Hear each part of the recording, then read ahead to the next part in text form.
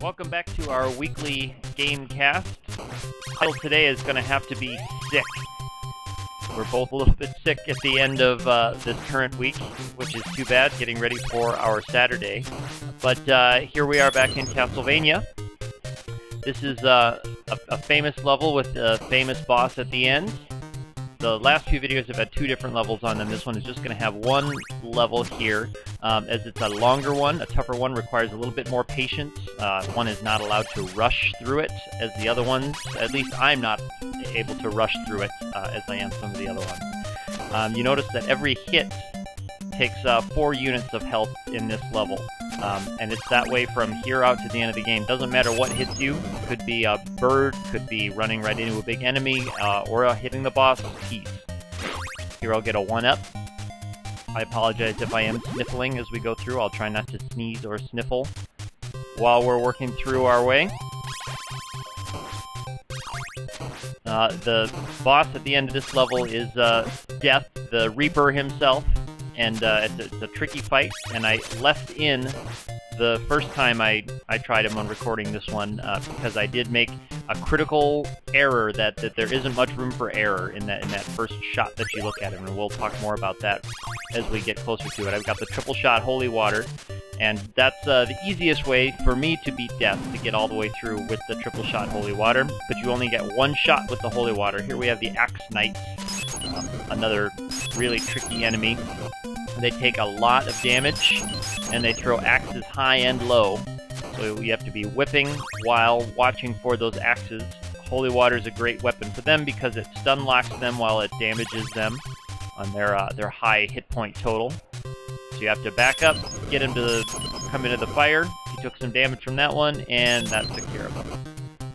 A lot more Axe Knights to come on this level.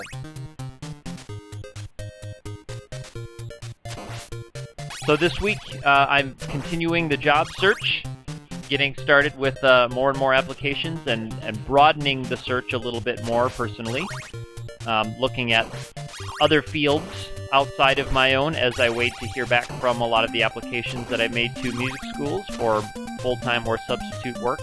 I found out disappointingly that I won't legally be able to do substitute teaching in the schools like a sub would in an American school. Where the sub bounces around to different schools through the days, because my employment permit would be employer-specific, so I would only be able to have one employer. In addition to that, I would have to be fully registered with the Irish Teaching Council to qualify to be a sub, and that's some legislation that is just taking effect actually this fall. So if I had been here last year, again, sorry about the sniffle, I may have been able to jump in and subbed without being registered, but that's legislation just coming in this fall. It's very interesting that this system has that coming into place just now. But older education systems that have been around and have a lot more traditions in how they've set up have led to some changes. I talked to another great young Irish man I met down by the river when we were fishing, and he talked a little bit about the education system and the difference between the public and private institutions. So I did get a little bit more insight into it there. It's really kind of moved for me because that's a field that I probably won't be jumping in with. That boomerang right there becomes important later if I don't beat the Reaper when we have our first chance coming up. Which, spoilers, I do not. You can see that this level's a long one, and those Axe Knights don't really let you hurry up on them. So there's the food right there. You have to be very patient. This is one of the most famous rooms in the game. You've got Axe Knights coming, and Medusa heads, and every hit, as you saw that one, every hit takes 4 units of health, so you get 4 shots, and this is the last room going up to the boss. The way you can manipulate it is moving that screen just a little bit forward. You can get the knights to get in range and have the Medusa's little sine wave stay out of your hitbox. But as you can see, things get pretty rough for me here. I've only got 1 hit left. But got the Axe Knights, got my triple shot Holy Water now.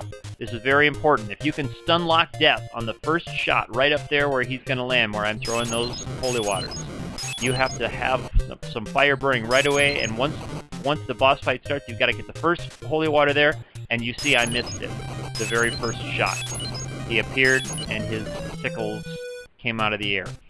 You'll see the rest of that fight now that I have to come back a little bit. But if one is slick, and I've gotten this to work several times before, but I miss it just about as often, one has to trigger the boss fight to begin, and then get a holy water up on that platform where he appears, on top of the platform, not on the side of the platform, right away. If you can stun lock Death on that very first shot, he won't have his sickles come out of the air and start working their way towards you.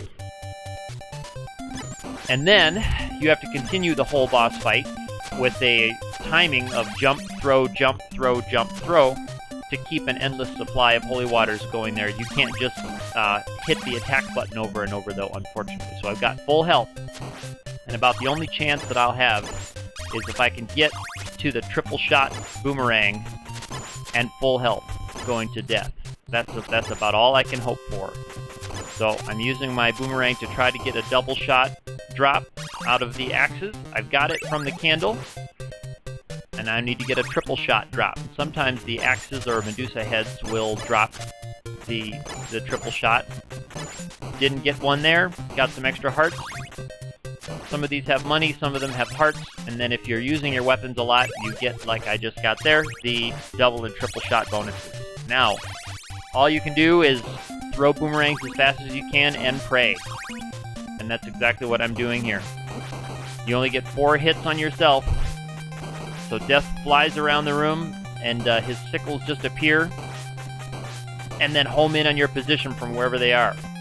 Now things get dangerous here. Two hits left on Death. I got him right there. If I got hit by that sickle that I just took out, that would have killed me, and I would have had to go back and start over, even though Death had already been dead. So I was glad I was in a good angle to hit that sickle. Anyway, finished we are, and on to the very last stages next week.